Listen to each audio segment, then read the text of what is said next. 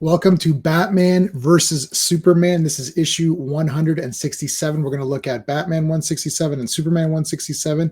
We're going to compare them. We're going to look at the story, the art, the characters, and see which one is better. I love both characters. Superman's my favorite of all time. Batman's my number two.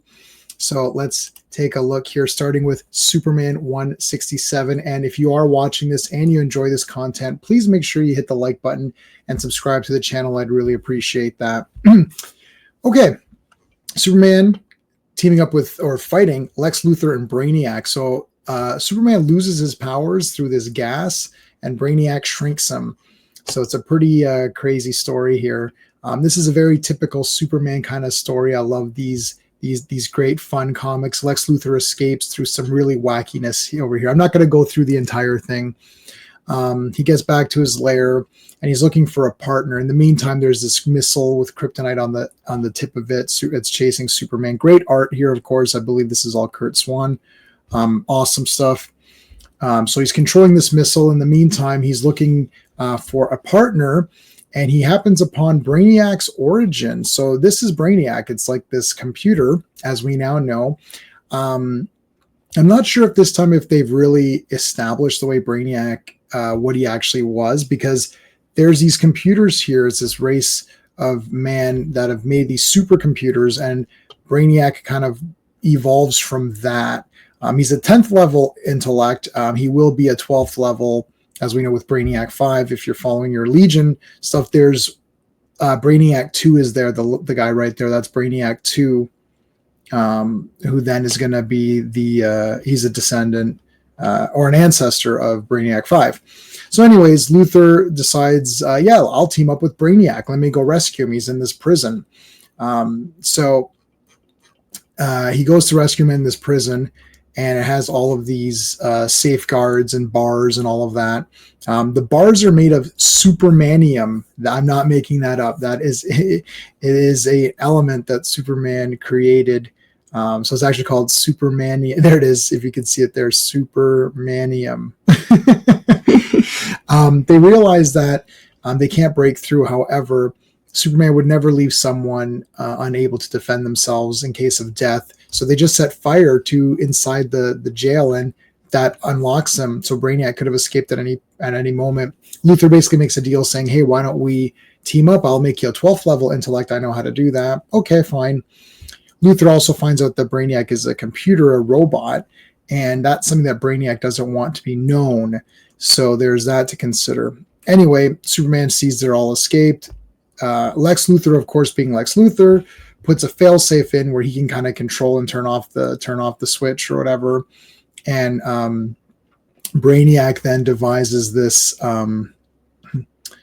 He devises this plan to what's it called? Make Superman or make Lex Luthor brainwash him, hypnotize him to make him forget all of that information. We saw a little bit of there with they're looking for this meteor, so that's obviously a problem, and they find it. Now the meteor is actually a ship, so Luthor's ship is disguised as that. Superman finds them, tracks them down. Gas makes him weak. They beat him up. They shrink ray him. The Bottle City of Kandor guys come out. This is the Superman squad. They come out to try to help him. There's a lot of stuff going on here. I don't have time to go through this entire thing here, but it's really cool. So I really enjoyed this story. Superman's small here. This machine is the thing that hypnotizes Luthor into giving up his information or releasing his hold on Brainiac and then forgetting that he's a robot. So Superman gets injured here. The Superman squad does capture Brainiac and Luthor. They bring him back to Kandor for trial. Luthor is Brainiac's basically his lawyer. He's found guilty. They actually make some good points here, saying that, well, if Brainiac didn't rescue Kandor, it would have been destroyed. But then the other lawyer says, yeah, but it could have been like Argo City where it exists in that bubble, right? So, it's not for sure. Anyways, he's found guilty, but Superman is dying in a coma, and Brainiac makes a deal saying, I will save Superman from death if you let me and Luthor go. They agree to that. Superman lets them go. and he vows that he will help Kandor. Now, in this story, Superman does enlarge Brainiac and Luthor, and they go out of their way to say, well, that wouldn't work. That wouldn't work the other way or whatever, because of, whatever reason it is. Give some reason as to why that wouldn't work. Okay, Batman 167. I really liked this story a lot. We've got Batman and Robin fighting Hydra, which is an evil organization. Same kind of thing. They're not based on any sort of, they're not based on the bad guy German forces, right? That I don't want to say it. So it's not really based on that. They're just bad guys. And there's this Interpol agent who's coming to meet with Batman and Robin. He's assassinated at the airport, and the assassin dies. You can see thud. Actually, the plane kills him, which is pretty good. This starts off a chain of events by there's this villain called Karabi, something like that, and he wants to make it look like two nations. They don't name the nations. He wants to put them into a nuclear war. First a war, but also a nuclear war potentially. So a lot is on the stake here. So Batman and Robin have to travel to different places in the world. They're like in Paris. They go to Holland, right? So this is like they go to find these agents, and they're following the clues as to where the agents are and where their hideouts are and what they're actually doing. This story is very good. I think I'm leaning towards Batman as being the better story, even though the Superman one had a lot of great Silver Age, wackiness.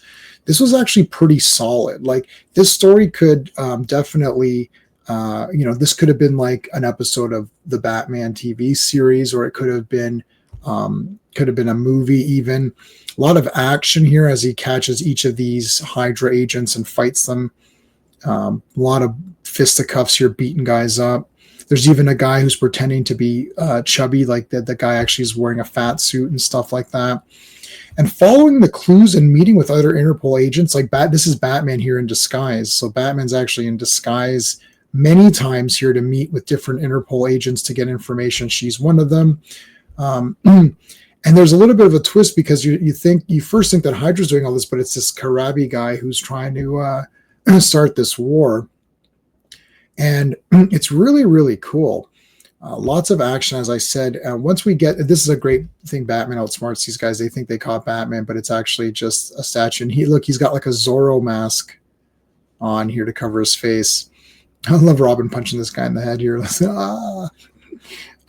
So again, they keep cutting back and forth with the villain. And again, there's Batman undercover again, this time in Hong Kong. So a lot of globetrotting here. Look at that on the Eiffel Tower. That is so cool. Batman coming up there. So they find the hideouts. They fight these guys. They go from place to place. They're eventually captured over here by these great bright lights that kind of blind them for a second. They're caught off guard, and there's just a ton of guys that take them down. They're captured, but Batman uses his wits to escape there's an alarm clock there. And this guy's saying when the clock strikes, that's when the nuclear weapons are going to be shot. The missiles are going to be shot. So Batman uses the clock. He calls these guys in, and then he uses the clock to distract them. So it goes ding, and it distracts them for half a second. You see everybody looks over, then he beats the crap out of them. Saves Robin, goes to stop the missile, punches everybody out. And then not only that, there's still other Hydra agents out there. So there's going to be a robbery attempt. And this is where they're digging in. Remember Red-Headed League from Sherlock Holmes, if you've read that. They're digging and going through to grab these diamonds. And this is one of the heads of Hydra. So they track him down, and he escapes, but they track him to the ski slope, and they're actually a skiing action scene. This felt very much like a James Bond adventure. This was like really cool. This is basically a James Bond adventure with Batman doing it. And there's a funny thing here, because there's a time zone difference in every place they went to. Everyone reports that at 8 p.m. their time, Batman is thwarting something. And Batman is basically saying, yeah, we were in 3 places at once because of the time zones. So there you go. That takes care of the 2 issues. Okay, let me know in the comments what you think, which one is better. I'm going to say, look, Kurt Swan's Kurt Swan, so the art in Superman is better. That's a no-brainer.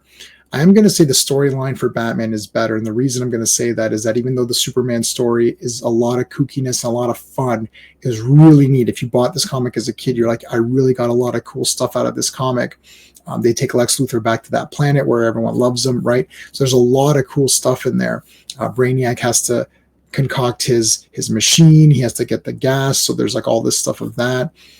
But the Batman story for me really got me interested. This has been so far the best Batman issue of the ones I've been reviewing for this channel for this format.